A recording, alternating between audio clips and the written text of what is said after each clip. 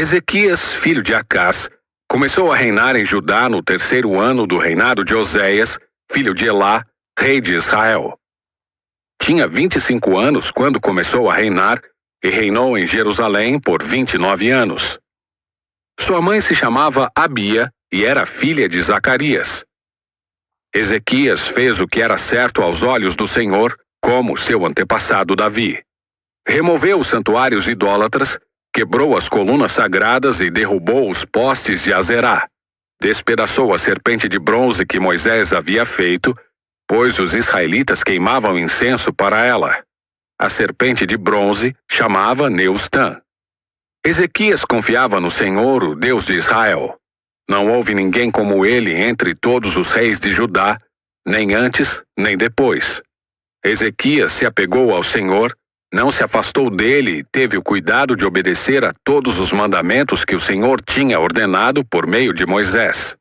Assim o Senhor estava com Ezequias, e ele era bem-sucedido em tudo o que fazia. Rebelou-se contra o rei da Assíria e não lhe pagou tributo. Derrotou os filisteus até Gaza e seu território desde o menor posto de vigilância até a maior cidade fortificada. No 4º ano do reinado de Ezequias, o 7º ano do reinado de Oséias, filho de Elá, rei de Israel, Salmaneser, rei da Assíria, atacou a cidade de Samaria e a cercou. 3 anos depois, no 6º ano do reinado de Ezequias, e no 9º ano do reinado de Oséias, rei de Israel, Samaria foi conquistada. O rei assírio deportou os israelitas para a Assíria e os colocou em assentamentos em Ala, ao longo das margens do rio Abor, em Gozã e nas cidades da Média. Isso aconteceu porque eles não ouviram nem obedeceram ao Senhor, seu Deus. Em vez disso, violaram sua aliança, todas as leis às quais Moisés, servo do Senhor, havia ordenado que obedecessem. No 14º ano do reinado de Ezequias, Senaqueribe, rei da Assíria, atacou as cidades fortificadas de Judá e as conquistou. Ezequias, rei de Judá, enviou esta mensagem ao rei da Assíria, em Laquis: cometi um erro. Se você se retirar, eu lhe pagarei qualquer tributo que exigir. O rei da Síria exigiu 10.500 quilos de prata e 1.050 quilos de ouro. Para juntar essa quantia, Ezequias usou toda a prata guardada no templo do Senhor e nos tesouros do palácio. Arrancou até o ouro das portas e dos batentes do templo do Senhor, que ele havia coberto com ouro, e entregou tudo ao rei da Síria. Apesar disso, o rei da Síria enviou de Laquis, seu comandante em chefe, seu comandante de campo e seu porta-voz, juntamente com um grande exército, para confrontarem o rei Ezequias em Jerusalém. Os assírios se posicionaram ao lado do aqueduto que abastece o tanque superior, perto do caminho para o campo onde se lava roupa.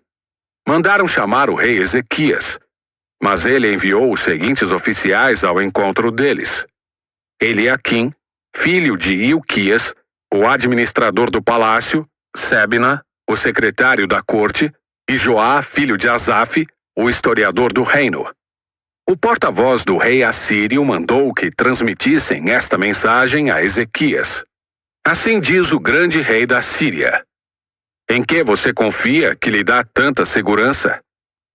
Pensa que meras palavras podem substituir experiência e força militar? Com quem você conta para se rebelar contra mim?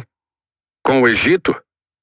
Se você se apoiar no Egito, ele será como um junco que se quebra sob seu peso e perfura sua mão. O faraó, rei do Egito, não é digno de nenhuma confiança. Talvez vocês digam: confiamos no Senhor nosso Deus. Mas não foi a ele que Ezequias insultou?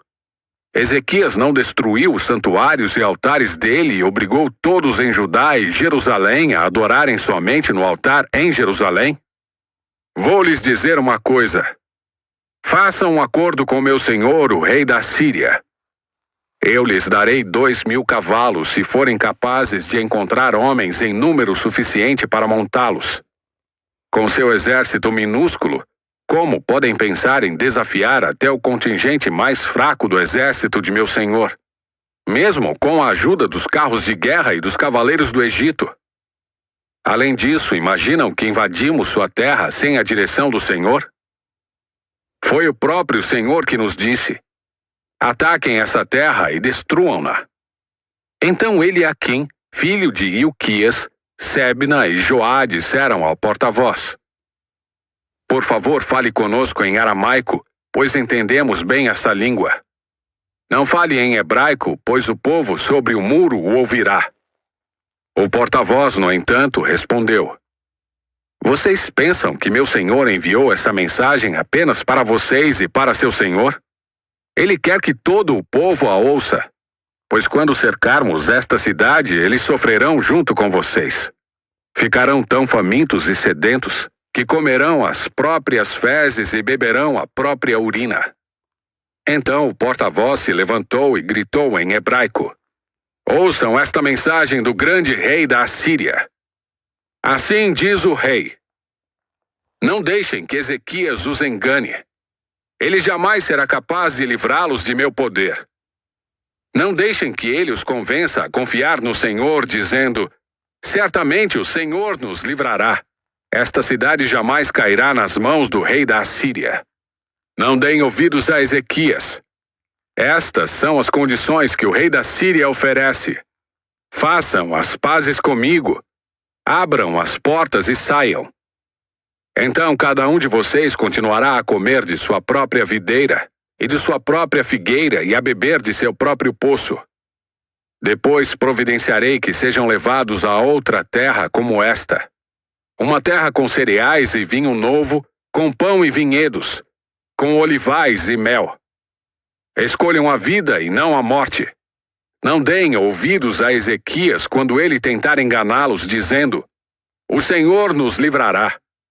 Acaso os deuses de alguma outra nação livraram seu povo do rei da Assíria? O que aconteceu aos deuses de Amate e de Arpade? E quanto aos deuses de Sefarvaim, de Ena e de Iva? Acaso algum deus livrou Samaria de meu poder? Qual dos deuses de qualquer nação foi capaz de livrar seu povo de meu poder? O que os faz pensar que o Senhor pode livrar Jerusalém de minhas mãos? Mas o povo permaneceu em silêncio e não disse uma palavra sequer, pois Ezequias havia ordenado: não lhe respondam. Então Eliaquim, filho de Ilquias, administrador do palácio, Sebna, secretário da corte, e Joá, filho de Asaf, historiador do reino, voltaram a Ezequias, rasgaram suas roupas e foram contar ao rei o que o porta-voz tinha dito.